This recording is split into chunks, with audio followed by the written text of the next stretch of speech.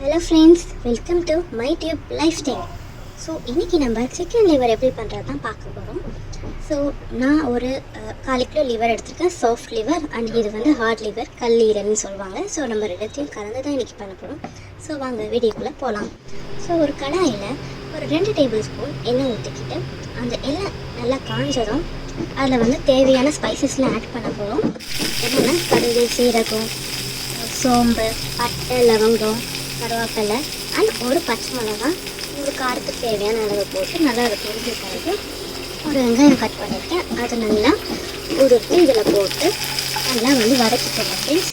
So வெங்காயம் நல்லா வதங்கினதுக்கப்புறம் நம்ம வந்து இஞ்சி பூண்டு பேஸ்ட்டு போட போகிறோம். ஸோ இஞ்சி பூண்டு பேஸ்ட்டு எடுத்து ரெடியாக நீங்கள் பக்கத்தில் வச்சுக்கணும். 2 டேபிள் ஸ்பூன் போட்டால் கரெக்டாக இருக்கும். ஸோ 1 டேபிள் ஸ்பூன் போட்டாலும் கரெக்டாக இருக்கும்.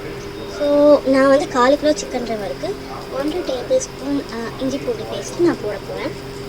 இஞ்சி பூண்டு பேஸ்ட்டு போட்ட பிறகு அந்த இஞ்சி பூண்டு பேஸ்ட்டோட பச்சை வாசனை போகிற வரைக்கும் நீங்கள் நல்லா வதக்கணும். நீங்கள் நெக்ஸ்ட்டு வந்து டக்குன்னு வந்து அந்த தக்காளியோ இல்லை போட்டிங்கன்னா ஸோ அந்த பச்சை வாசனை போகாது. ஸோ இது நல்லா போட்டு பிறகு நல்லா வந்து பச்சை வாசனை போகிற வரைக்கும் நல்லா போட்டு இந்த மாதிரி வதங்கிடுச்சு. ஸோ இப்போ நம்ம வந்து தக்காளி ஆட் பண்ணுற டைம் வந்துடுச்சு. ஸோ நான் அன்றைக்கி 2 தக்காளி எடுத்திருக்கேன்.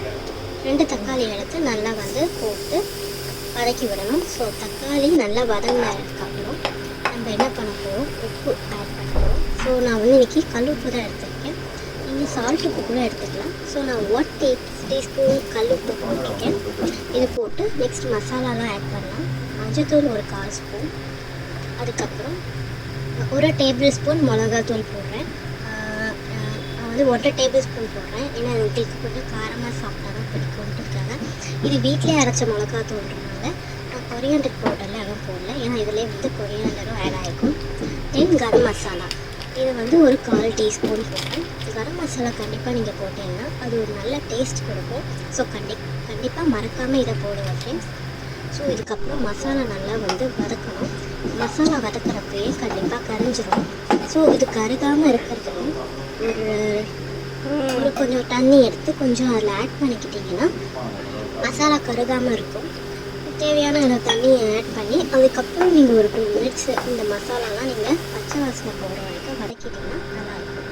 ஸோ இந்த மாதிரி நல்லா கொதி வந்துடுச்சு. நல்லா மசாலா பச்சை வாசனையும் போயிடுச்சு.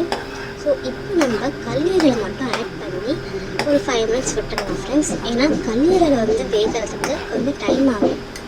அதனால் கல்லீரலை மட்டும் எடுத்து போட்டு தேவையான அளவு தண்ணி ஊற்றி அதை மூடி வச்சுட்டோன்னா ஒரு 5 மினிட்ஸ் கழித்து நம்ம நெக்ஸ்ட்டு வந்து நெக்ஸ்ட் ஈரலையும் எடுத்து போட்டுடலாம். ஸோ அந்த மாதிரி கல்லீரல் மட்டும் எடுத்து போட்டு நெக்ஸ்ட்டு வந்து மண்ணீரலையும் அந்த மாதிரி ஆட் பண்ணிவிட்டோம். 5 மினிட்ஸ் கழித்து நெக்ஸ்ட்டு போட்டுட்டு லாஸ்ட்டாக வந்து இறக்க போகிற ஸ்டேஜில் கொஞ்சமாக பெப்பர் எடுத்து லைட்டாக அந்த மாதிரி தூவி விட்டுருக்கணும்.